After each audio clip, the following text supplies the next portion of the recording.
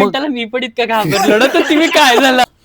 असं बघ आणि चांगला प्रश्न आहे प्रशांत. हाय, हॅलो, नमस्कार. खटपटीचा आरजे प्रशांत तुमच्यासोबत आहे आणि आपल्याला माहिती आहे दृश्य अदृश्य हा खास सिनेमा आता येणार आहे 19ला आणि त्यामुळेच आपल्यासोबत आज कलाकार आलेले आहेत आणि सगळ्यांसोबत आपली आज खूप छानशी बातचीत होणार आहे. खूप आनंद वाटतोय. हं. आपल्यासोबत अशोक सरांसोबत मला विचारायला आवडेल पहिल्यांदा, की या भूमिकेत म्हणजे कसं असणार आहे सगळं काही? तुमची भूमिका कशाप्रकारे आहे?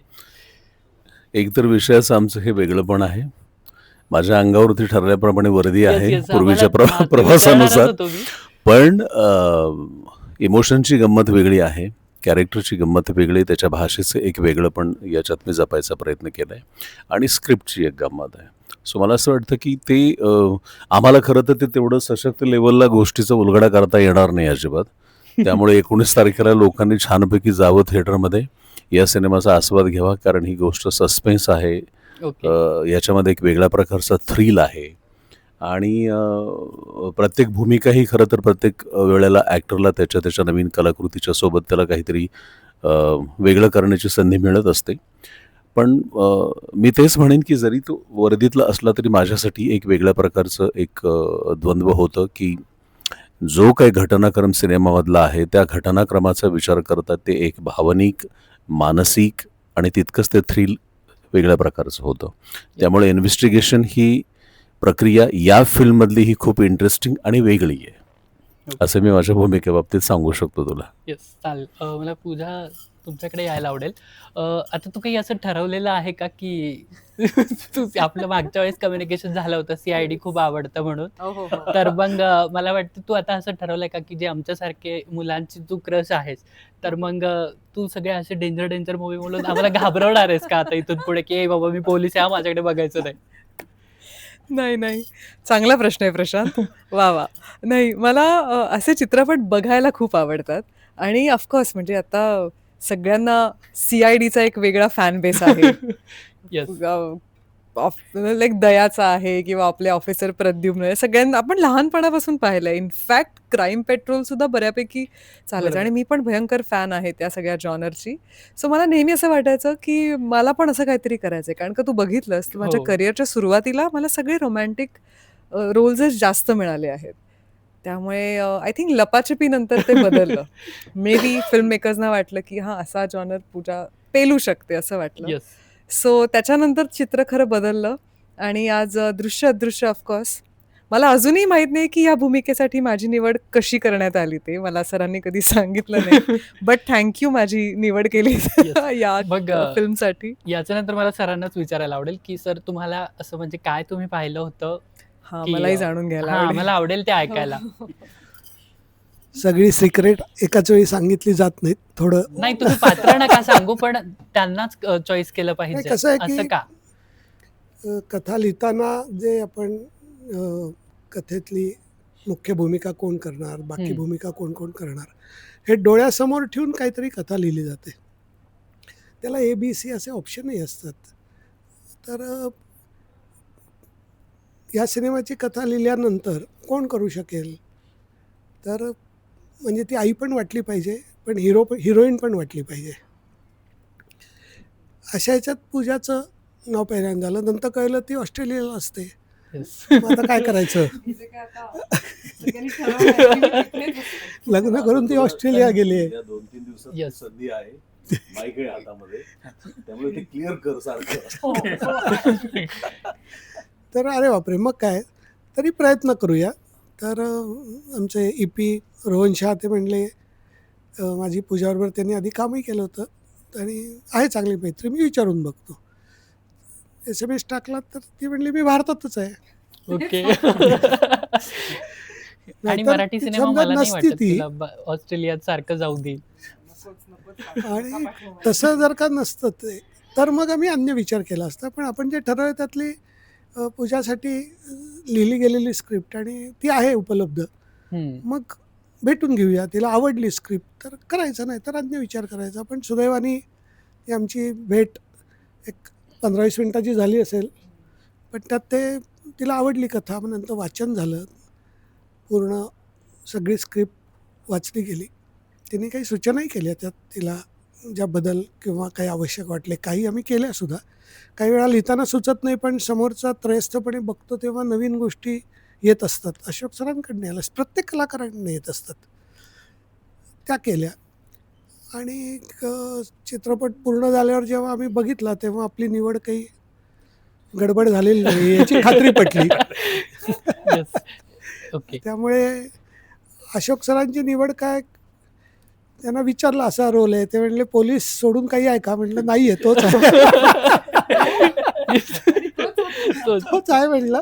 पण हा तुम्हाला करण्यासारखा आहे, आता वेगळेपण आहे. जनरल आपला काहीतरी खून झाला आणि इन्व्हेस्टिगेशन करताय तुम्ही आणि हाताचे ठसे घेताय बिताय, असा नाही आहे हा रोल. वेगळा काहीतरी याच्यात तुम्हाला करता येईल, तुम्ही करू शकाल ते. त्यांनाही आवडलं ते. असं मग ती टीम जमत जाते हळूहळू करत एक एक. येस. आणि आता या त्यातनं- दोघांना तसा पोलिसांचा रोल मिळालेलाच आहे, तर मला वाटतं पुढे एखादी सिरीज पण तुम्ही आता त्याच्यावरतीच करा, की जेणेकरून आम्हाला सर, आणखीन actually- पाहायला आवडेल. नाही, मला सरांना एक आठवण करून द्यायला आवडेल. मी सेटवर म्हणाले होते तेव्हा सालबर्डी ज्यात मी Yes, इन्स्पेक्टर होते तेव्हा नव्हती ती, नंतर आली फिल्म. हम्म. तेव्हा मी अशोक सरांना म्हटलं होतं की ते युनिफॉर्म मध्ये होते ना आणि अक्षय Yes. पण युनिफॉर्म मध्ये. मी यांना म्हटलेलं सर मला ना अशी भूमिका करायची Yes. युनिफॉर्म मध्ये. तेव्हा सर बोलले होते की प्रॉमिस मी नेक्स्ट फिल्म करेन त्यात तुला इन्स्पेक्टर घेईन. काय नाही, मी फक्त आठवण करून दिली. I don't mind playing cop again. कसं आहे, तो ब्रेक पाहिजे तो झाला आता सालबर्डी. नाही नाही नाही, तसं नाही तसं नाही.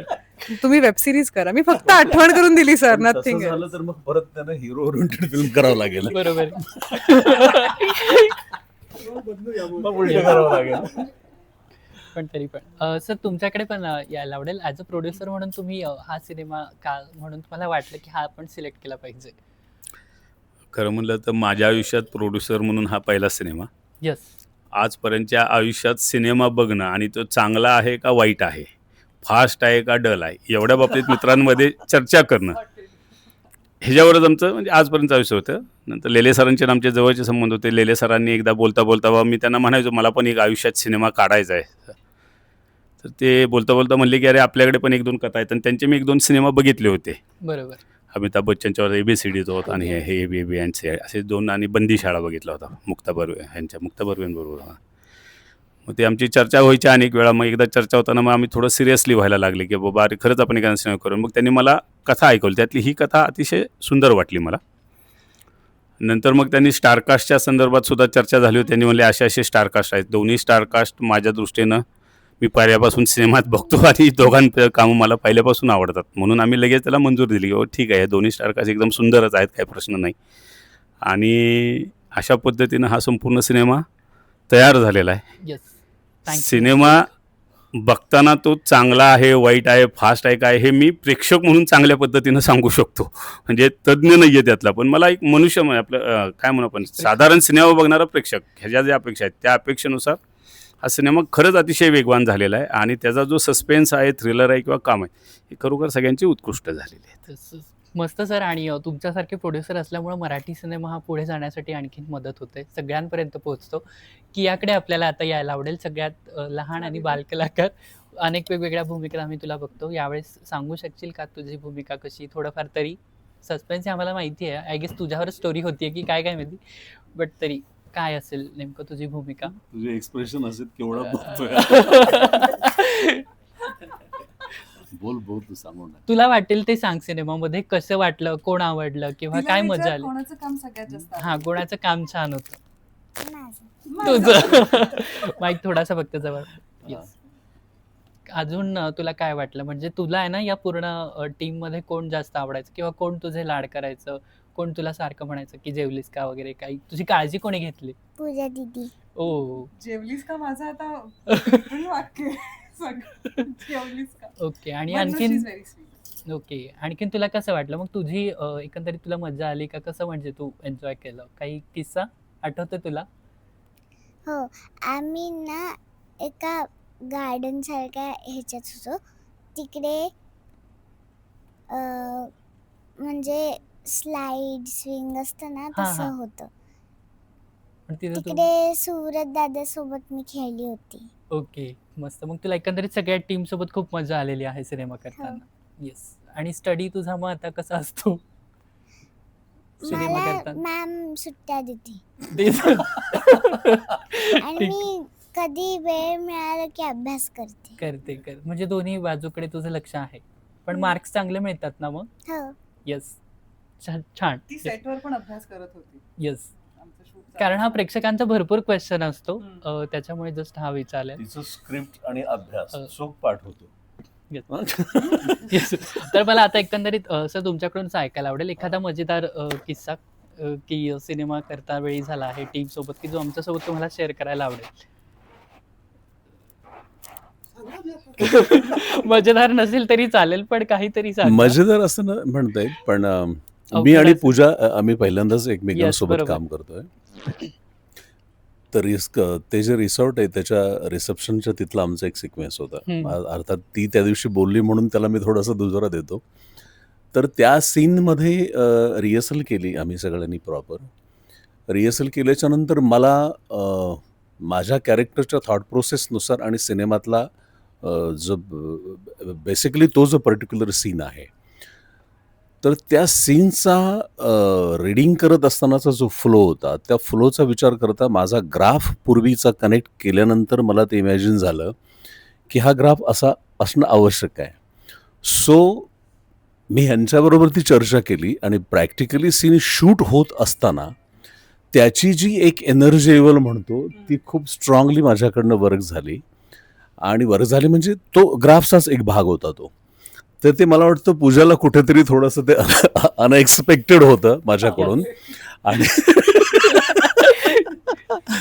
कारण मला ते यासाठी करायचं होतं की त्या सीनचा जो एक टेम्पो होता, त्या सीनचा जो मूड होता, तो मला माझ्या थॉट प्रोसेसच्या ग्राफनुसार माझं त्याच्यात एक फ्रस्ट्रेशन होतं की साला म्हणजे ही म्हणते असं झालं, तो म्हणतो तसं झालं, हा बरोबर. म्हणतो आम्हाला काय माहित नाही. मग या सिच्युएशनमध्ये जी एक भडास आउट व्हायला हवी तिथे, तर ती माझ्या जोडीला मग ते आणखीन त्याच्यामध्ये एक बिल्डअप होत गेली की ही रागाच्या भरात ती फोन बिन उचलून राडकन. कारण मग मला ऍक्टर म्हणून कुठेतरी मग मी मिलिंद सरांकडे पाहिलं की म्हटलं हा ड्रामा जो आहे हा खोटा ड्रामा नाहीये. Yes. बिकॉज ऑफ की त्याच्या मुळाला तिचं आई म्हणूनचं एक इमोशन्स होतं. तो ओनर तिथे आलेला आहे, डिपार्टमेंट इथं आलेले आहेत आणि ज्या माणसांच्या बरोबर तिने आदल्या दिवशी एकमेकांबरोबर छानसं रिसिव्हिंग आणि गिव्ह अँड टेक केलं, ही माणसं तिच्या नजरेसमोर ती जेव्हा बोलतात आणि ती खोटी वाटतात तिला, त्यामुळे तिचा तो ब्लास्ट आणि त्याच्यात माझ्या कॅरेक्टरच्या थॉट प्रोसेस, तर तो जो ब्लास्ट होता तेव्हा तिच्याकरता ते अनएक्सपेक्टेड होतं. आणि मी ती एनर्जी तिच्यात अशी थ्रू केली की ती फिजिकली सुद्धा कोणाला असं आणि मग मला असं वाटलं की तो आता या मिनिटाला मी पण इतकं घाबरलो ना, तर तुम्ही काय झालं असेल? तिचं काय झालं हे मी नाही केलं, ते तिने केलं. हे तिला अपसुकपणे ती गोष्ट, ती एनर्जी पोहोच, अशा गमती जमती होत असतात काम करत असताना. येस, बरोबर आहे. खूप मस्त वाटलं. आणि एक लास्ट क्वेश्चन ऍक्च्युली विचारायचं राहिला. सिनेमा दरम्यान तुम्ही आता प्रवास करताय, अपघाताचे न्यूज ऐक, सगळे कसे आहेत? सगळे सुखरूप आहेत. ठणठणीत आहोत आम्ही सगळे. गाड्यांचं नुकसान झालं बऱ्यापैकी, पण सर सलामत तो पगडी पचास. सो देवाच्या कृपेने आणि आई वडिलांच्या पुण्याने एव्हरीथिंग इज गुड. छान. थँक्यू. आणि इनफॅक्ट अपघात झाल्यानंतर पुढे जाऊन आम्ही आमचं प्रमोशन कंटिन्यू पण केलं. आम्ही इंटरव्ह्यूज देऊन परत गेलो.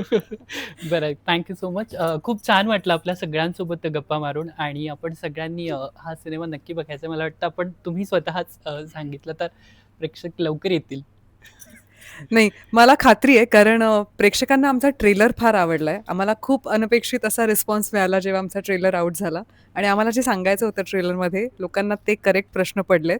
त्या प्रश्नांची उत्तरं तुम्हाला हवी असतील तर 19 जूनला थिएटरमध्ये येऊन दृश्य हा आमचा सिनेमा नक्की बघा. Thank you so much. तुम्हाला जर ही मुलाखत आवडली असेल तर नक्की खटपटी या पेजला फॉलो करायला विसरू नका आणि लाईक करायला विसरू नका. थँक्यू.